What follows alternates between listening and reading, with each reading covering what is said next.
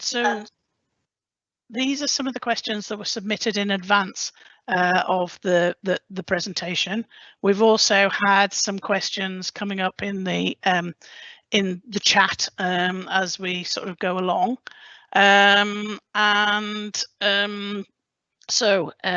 Right, where should we start? I think I've answered the first one, and I think around the wider determinants of health. At the moment, we are concentrating on health and social care. So, you know, there is no reason why in the longer term we can't look at extending potentially to sort of police and sort of fire service and other public sort of sector systems. I don't know whether Lee, you wanted to add anything in sort of around that. So I think you've covered it quite well there, Monica. I think the issue is it's a journey, and we've got to start somewhere. So the expectation is, yes, we're going to look at them wider social determinants, but we need to start somewhere and then engage and understand where we really need to help that have the information and work with the population, the public, of what's the best way forward. So I've got nothing further to add, Monica. Okay. Richard, Monica, you can had I just mention that if Kuldeep was here, she'd mention that the Connected Yorkshire example she showed earlier has got education and housing and other kind of social deprivation measures in there that they've managed to curate locally before uploading into the system. So the intent is to be able to utilise as many safe and anonymised data sets as we can. Yeah, no, you're absolutely right there, Richard. And the next one, in terms of how can I access the system, do you just want to quickly sort of run through that? I think we've probably mentioned quite a bit of it, but just generally. Yeah, so in terms of the accessing the system, obviously the key thing is to have the data sets to work with, so we can work with new customers to get the data into the system. The actual access is giving people a Google Cloud account, and we've got a system that allows people to request kind of user access against different levels. So we've got kind of researchers and administrators and super user type ones. So what we do though is we take on board a new customer, and then initially we would work out who are the people that they want to give access, and then we would grant them the necessary permissions based on the request that we'd received. Great. Okay. Moving on to the next one, how do we look at risk? You know, can we join in the citizens? And actually, I think we've also had a question on the Q&A from how can a patient with the intellectual ability join the academy, please? So it's not just a professional only community. I think, you know, and Richard, you responded to that, you know, great suggestion. I think we really do need to make sure that we've got that patient and public sort of involvement. The excellent work around the communications that Rebecca Nichols and colleagues did, and that John sort of showed at the beginning, you know, was very much about consultation. But certainly, you know, I'm a huge believer in actually having co-design and co-development involving patients and the public. So I think that is something that we definitely need to consider sort of moving forward. I don't have all the answers there yet, but you know, I think it's really important that we have that, you know, that aspiration to do it. I don't know if anybody else wanted to add in. John, did you want to add anything in there? Has he disappeared? No, I'm still here. No, I'm happy that are people comfortable that we picked up some of the techie questions on the side? I think we've probably, yeah, I think there's quite a lot of sort of, you know, technical questions, but I think we've been covering those as we've been sort of going through, and some of those might be better to sort of be picked up sort of offline. Okie dokie, yeah. So in terms of what should we? There was one question from Marjorie in the Q&A, and that is what are your current challenges on data analysis and integrity and support? Great question, Marjorie. And I think that actually, this is still work in progress. We've only been sort of operational for 6 months, and we are really only just switching on sort of the live feeds.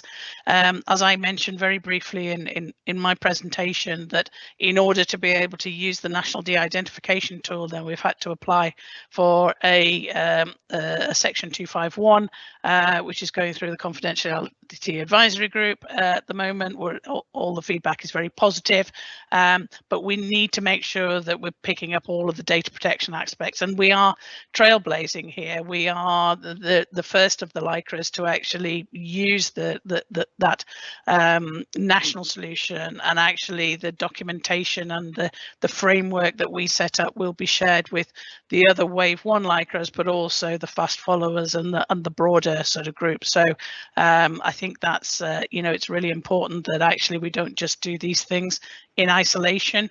I think some of the challenges around some of the data analytics is being able to define what the data are and making sure that those are available. But actually, as you can see from the two presentations that we had from Kuldeep and Jeff, the teams themselves define what analytics they want to do, and there's some very clever people who are wanting to access this, and so I think that's probably less of an issue.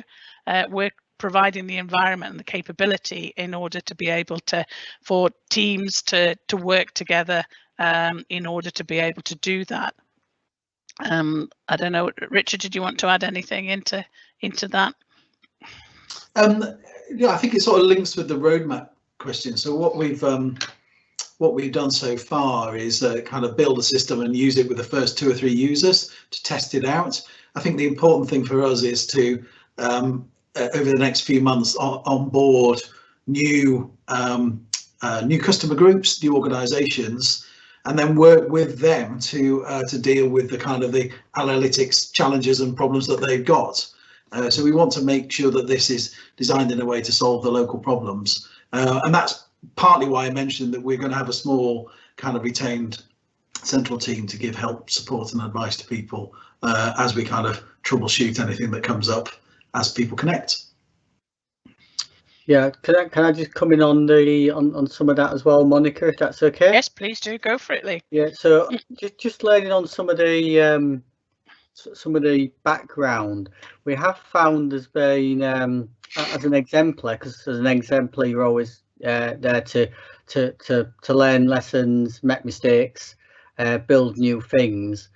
There's been a lot of work I've had to do around the mapping of data standards, and also against the systems themselves, so clinical records, and you cannot necessarily underestimate the work. Now, from what we've done around emergency care, the work around mental health and some of the other areas, we're matching that against what we've got as the Care Connect profiles and the fire. So basically we can take data from systems and then share it with other systems for the interoperability, which is absolutely key for what we're trying to do, which is real-time or near real-time population health. So this isn't around taking a big data extract and then doing something with it. It's about actually this is what's happening here and now, and then being able to use that information in a positive and effective way around planning. But the work we've had to do is the basics, so the initial year, first couple of years, which is around the shared records,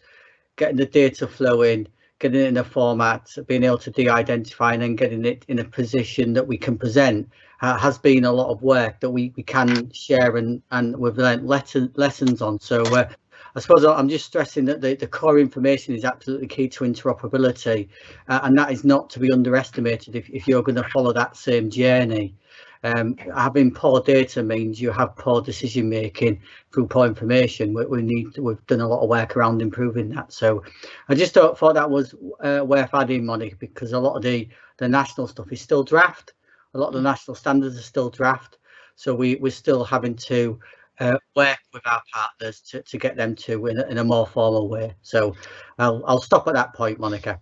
Yeah, no, that you're absolutely right there, Lee. And you know, that goes on to one of the questions there: how important has it been to implement SNOMED CT?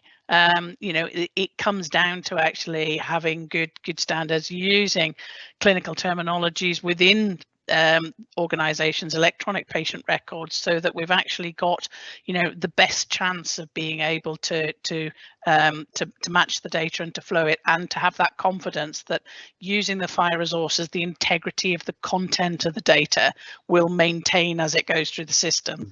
I could bang on about SNOMED for days, as many of you know, so I will stop there. But you know, there are some characteristics and benefits associated with it that actually mean that it is better than using sort of other sort of classifications. There's a bit around the cybersecurity, and I think, you know, we haven't mentioned sort of the very specifics of that. However, just be rest assured that we did full penetration testing on the platform. We had a very, very comprehensive independent cybersecurity test on that, and that is ongoing. And all of the recommendations from that penetration testing have now been implemented. And Steve and colleagues have worked very hard to make sure that actually we're constantly up to date in terms of those component parts. So are there any others that we haven't picked up? I think we're probably more or less out of time.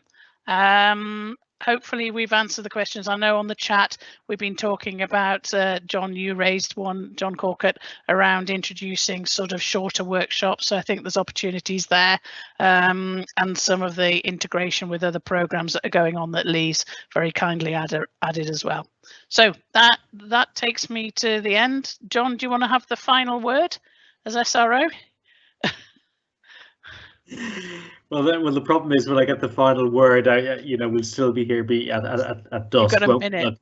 So look, firstly, I just want to say thank you for everyone joining us on the webinar again, and that goes without saying. But on behalf of the team, I really want to thank Rebecca, who's been weaving away behind the scenes. It's been like herding cats and getting all the information in the right place, and we wouldn't have got past the first slide without Rebecca today. So big shout out to our teammate Rebecca.